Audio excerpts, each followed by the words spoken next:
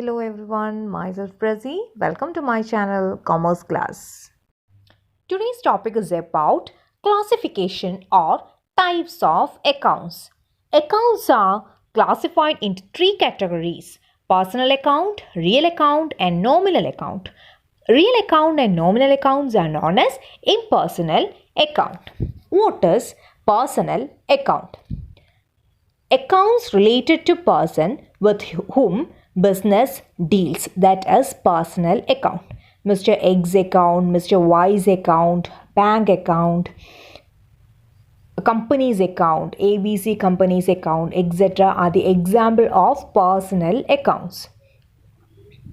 Personal accounts are of three types. First one, natural person's account. Second one, artificial person's account. And third one is representative person's account. First one, natural person's account. These are the accounts of human being. Example, Mr. X account, Mr. Y's account, XY, or Rajan's account, Ravi's account. These all are the example of natural person's account. The next one is artificial person's account.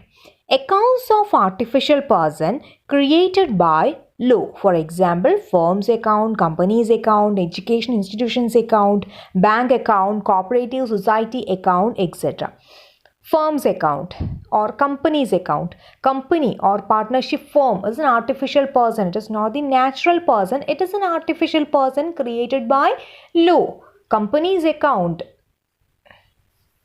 or company, it is formed as per Companies Act. Partnership, formed as per Partnership Act. Cooperative society, as per Cooperative Societies Act. So, artificial persons accounts are the accounts of artificial person created by law.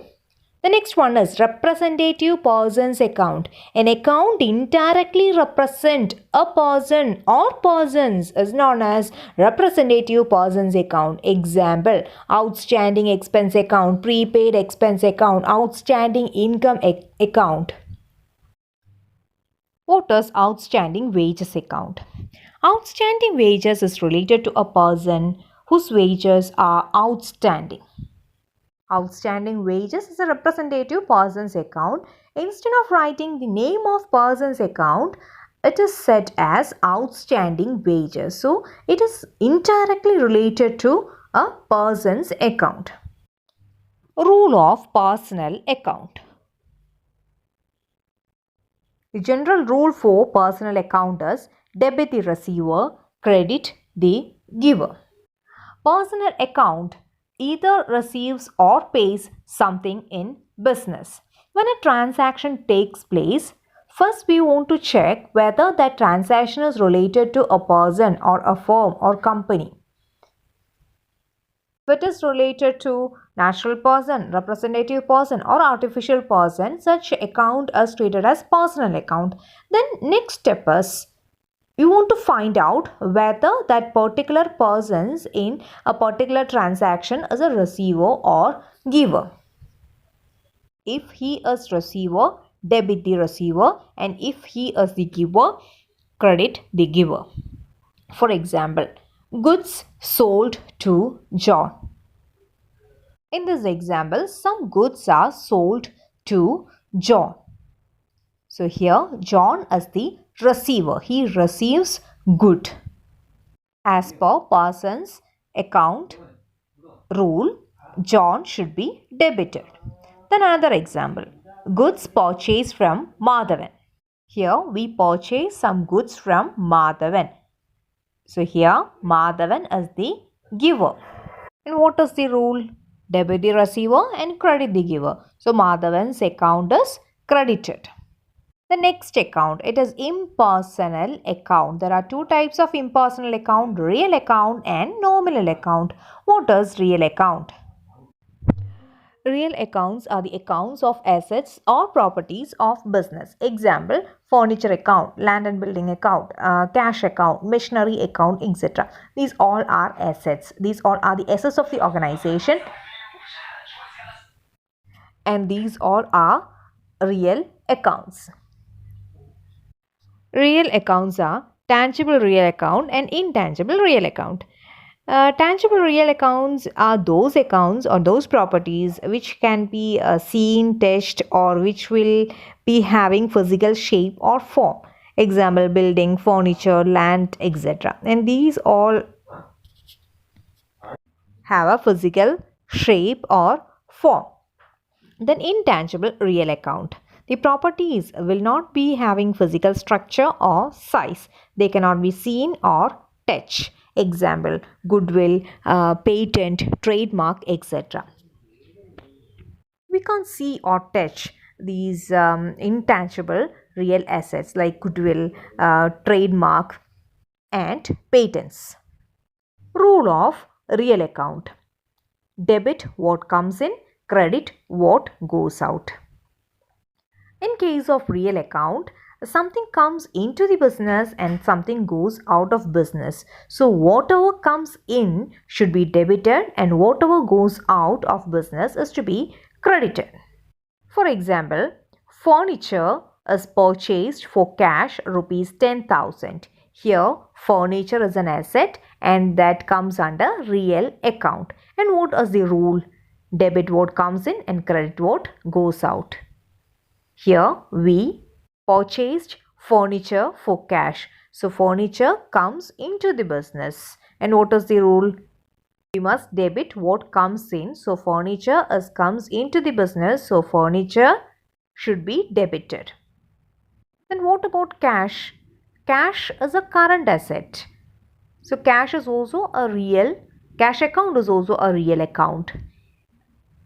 In that example, cost of furniture is 10,000 and company purchases furniture for cash. We paid cash at the time of purchase of furniture. Here, cash goes out from business. So, it must be credited. The next one is nominal account. Nominal account is also known as revenue and expense account, and this account is related to income and expenditure. Rule of nominal account is debit all expenses and losses, credit all income and gain. Wages paid, salary paid, insurance paid, these all are expenses, and debit all expenses and losses. Then discount received, commission received, these all are income. So credit all income and gains. These are the rules as per English approach.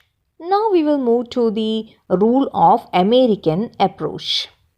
According to American approach, accounts are classified into 5 categories such as asset, liabilities, capital, expenses and income. And this classification is known as modern approach. First one, asset. If there is increase in asset, the increase is debited in that asset account. If there is decrease in asset, this decrease in asset is credited in that asset account. And rule is increase in asset, debit, decrease in asset, credit.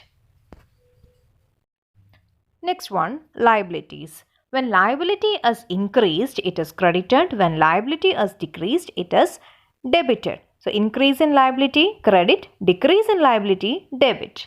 The next one, capital. When capital is increased, it is credited. When capital is reduced, it is debited. Then, expense and losses. When expense or loss is increased, it is debited. When expense or loss is decreased, it is credited. Then next one is income or gains. When income or profit is increased, it is credited, and when income or profit is decreased, it is debited. Here we discussed different types of accounts and the rules as per English approach and American approach.